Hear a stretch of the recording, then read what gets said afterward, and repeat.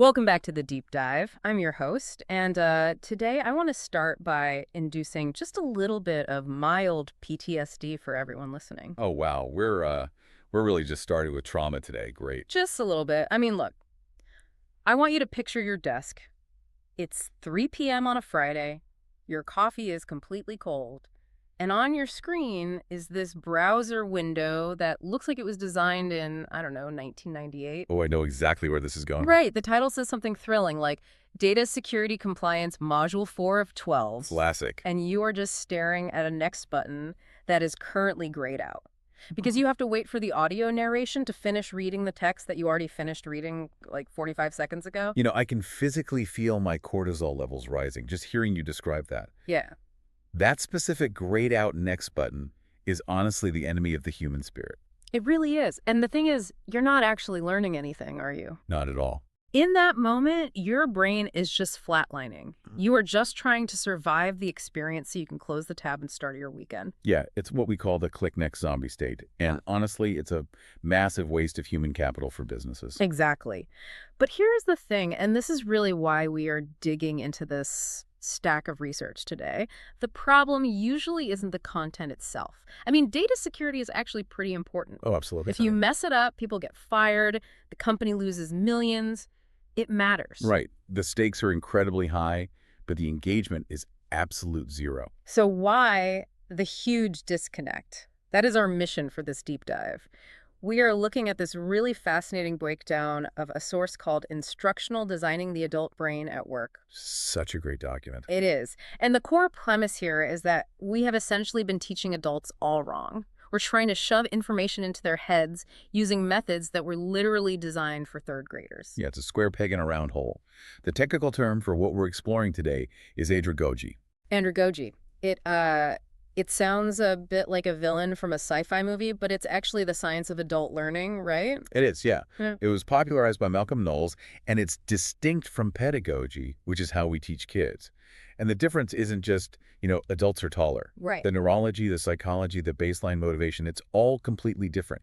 If you treat an adult learner like a child, their brain literally shuts the door. So let's walk through this. Knowles lays out 6 principles of andragogy, but I really want to focus on the ones that explain why that compliance training fails so hard. Makes sense. The first one is what he calls the need to know. Yeah, this is the foundation of everything. In the training world, we call this the WIIFM. What's in it for me? Which, I mean, it sounds a little selfish, doesn't it? It does, but it's not selfish. It's efficient. You have to understand, a child goes to school because they are told to. Yeah. Their job is basically to be an empty vessel and fill up with information that might be useful someday. Like learn algebra because you'll need it in 10 years. Exactly. And a kid generally accepts that authority. Right. Because I said mine actually works on kids. Well, most of the time. Mostly, yeah. But an adult brain.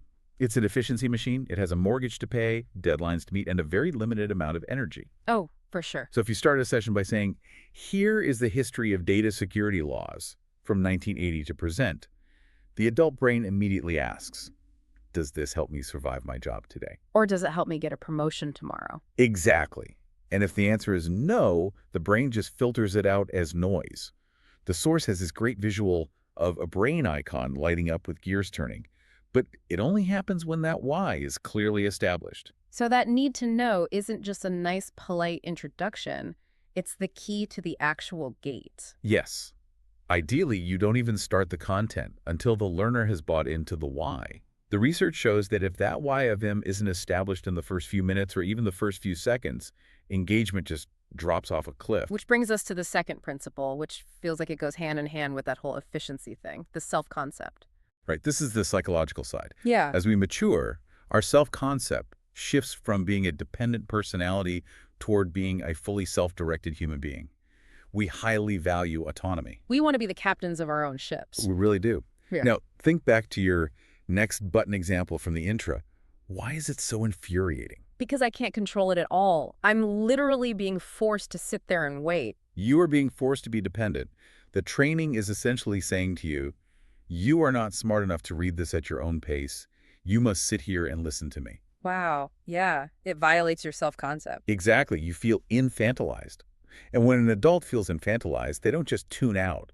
They actively resist. They get angry. It's a rebellion. It's like, you won't let me click next. Fine, I'm muting the tab and checking my phone. Precisely. Mm. And that resistance makes any actual learning impossible. Okay, so we need to know why, and we need to feel like we're in the driver's seat. But this next one, Principle 3, prior experience, this is where I think a lot of corporate communication really messes up. Oh, big time. This is a huge trap. Because the idea is that adults aren't blank slates. We come in with baggage, experience, habits. A lifetime of mental models, yeah. Think of it like this. When you teach a kid to use a computer, you're installing a brand new operating system on a fresh hard drive. It's pretty easy. Right. When you teach an adult, you are trying to install new software on a system that is already running 1,000 other programs. Some of which are obsolete. Some of which are super buggy and some of which are absolutely critical to their daily survival. I really like that analogy. So if I ignore the software that's already running in their head, I'm basically going to crash the system. You're going to get error messages all over the place. Yeah. Let's say you're training a sales team on a new CRM platform. The rookie mistake is coming in and saying, okay, class, today we're going to learn how to enter a lead.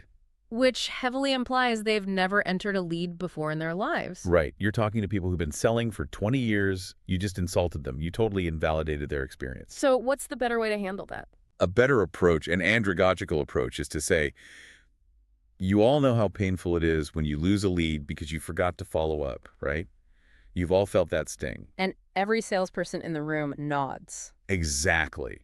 Then you say, okay, this new tool automates that follow-up so you never lose a commission again. Let's see how it connects to the workflow you're already doing. Ah, I see. So you're pivoting. You aren't teaching them how to type. You're teaching how to optimize what you already know. Yes. You're anchoring the new info directly to the old neural networks. That is fundamentally how adults learn best, by comparison and connection, not by rote memorization. Okay, you mentioned neural networks, so let's actually get into the messy stuff, the biology. Because Knowles' principles are great psychology, but the research material we're looking at today actually dives into the neuroscience of stickiness. Well, this is where it gets really fun. Yeah, we have a 3D model of the brain detailed in the source, and it highlights two main players in this learning drama, the prefrontal cortex and the hippocampus. Also known as the executive and the librarian. Okay, break that down for us. Who is the executive? That's the prefrontal cortex. It's right behind your forehead. This is the CEO of your brain. It handles logic, decision-making, and crucially, for this, working memory. Got it. It's the part of you that is listening to me right now and deciding if this sentence actually makes any sense. And what about the librarian? That's the hippocampus. It's deep in the temporal lobe. Its entire job is to take temporary impressions and consolidate them into long-term memory. It files the books away on the shelf so you can find them later. So if I'm understanding this, learning is basically the process of getting a file from the CEO's desk all the way down to the librarian's archives. Yes, that's exactly it. But here is the problem. The CEO is very busy. Right. The prefrontal cortex is extremely energy expensive to run. It burns a ton of glucose. Evolutionarily, it is designed to be a bouncer.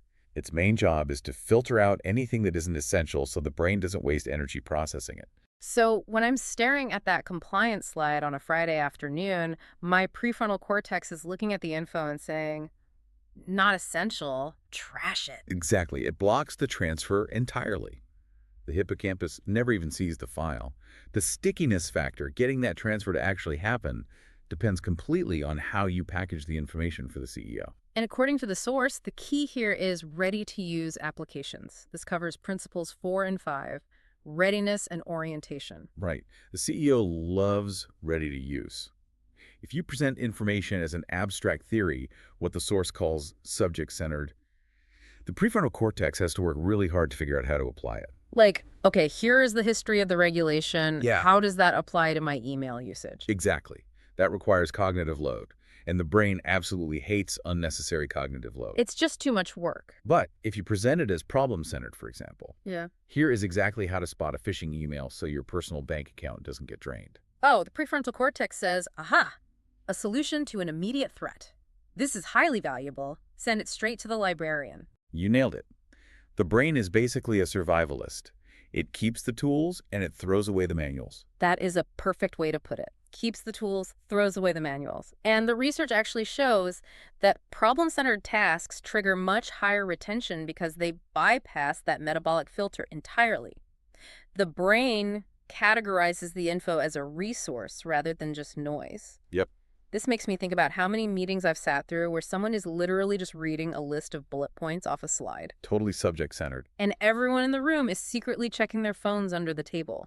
Because their brains are literally trying to save energy. So if we want to get past the bouncer, we have to stop talking about topics and start talking about problems. Ideally, yes. Don't teach Excel functions.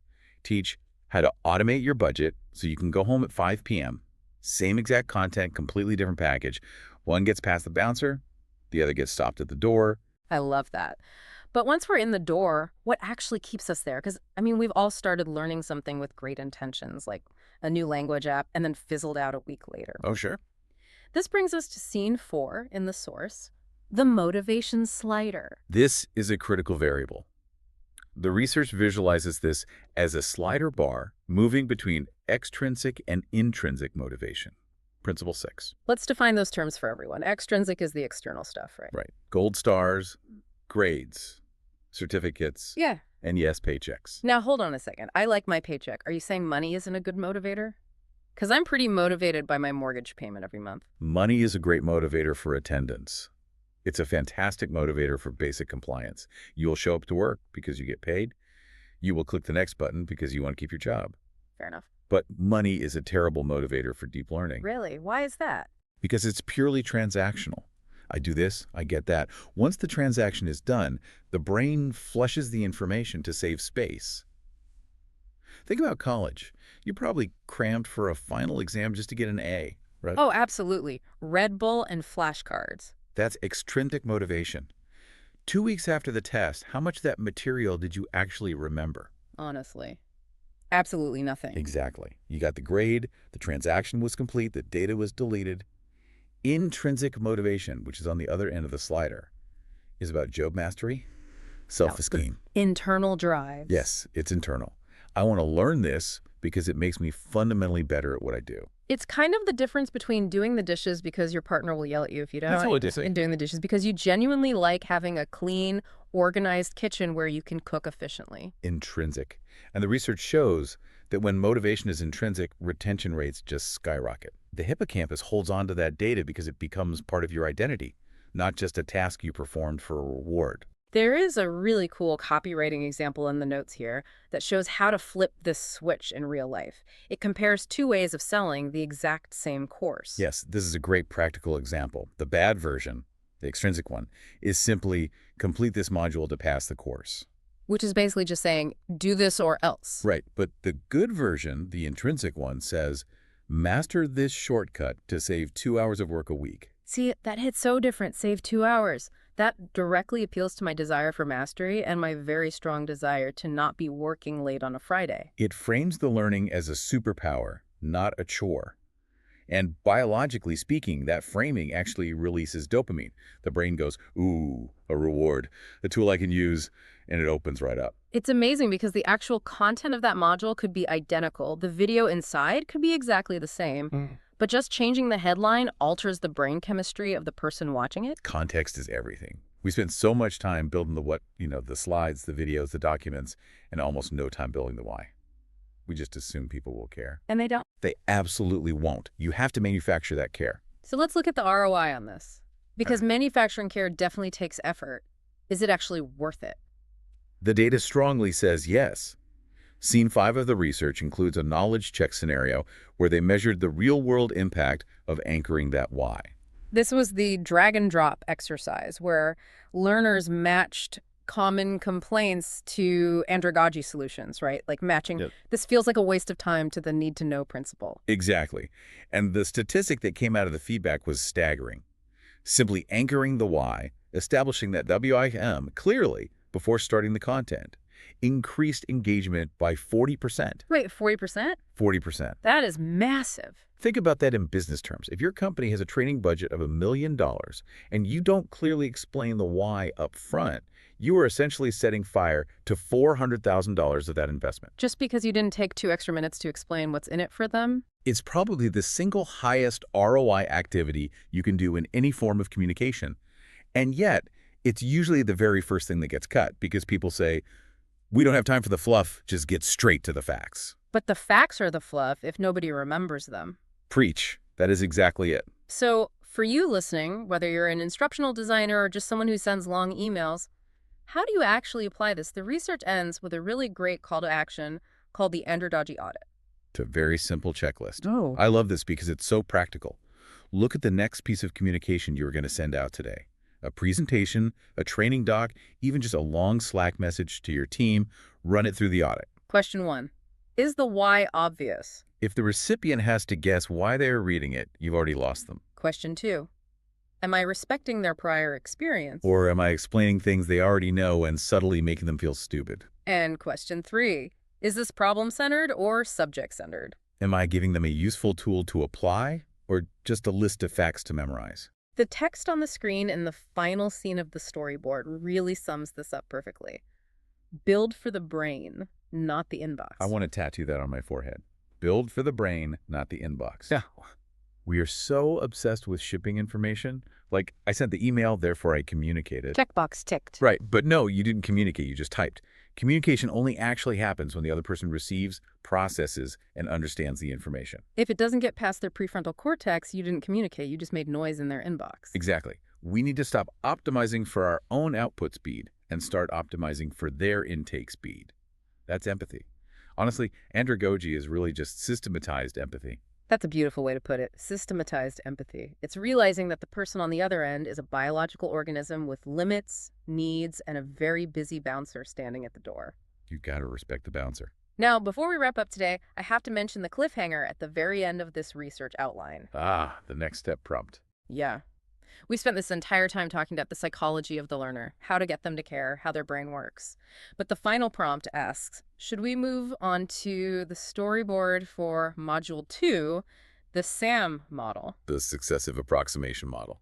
Now, knowing absolutely nothing about this, it sounds to me like we're switching gears from psychology over to engineering. We are. And this is the provocative thought I want to leave everyone with. We've established today that the content itself needs to be perfectly tailored to the adult brain. But how do you actually build that content? The traditional way, things like the ADD model or waterfall, is incredibly slow, rigid, and linear. It can take months. And I'm guessing by the time you finish building it, the business problem has completely changed. Exactly.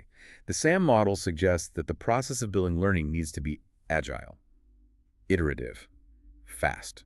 So effectively, if andragogy is about respecting the learner's brain, SAM is about respecting the designer's reality. That's a really great way to frame it. You can have the absolute best psychological principles in the world, but if your design process is too slow to keep up with the market, it doesn't even matter. You end up delivering perfect, brain-friendly training for a problem that doesn't exist anymore. Ooh, that is a heavy thought. We might be experts on the why, but are we too slow on the how? That's the real danger. Yeah. But that is definitely a deep dive for another day. Indeed it is. So, for today, your homework is simple. Find your why. Next time you ask someone to do something or read something, just pause and ask yourself, have I told them how this saves them time, money, or sanity? If not, don't be surprised if they just don't listen. Feed the bouncer. Feed the bouncer. Thanks for diving deep with us, everyone. We'll see you in the next one.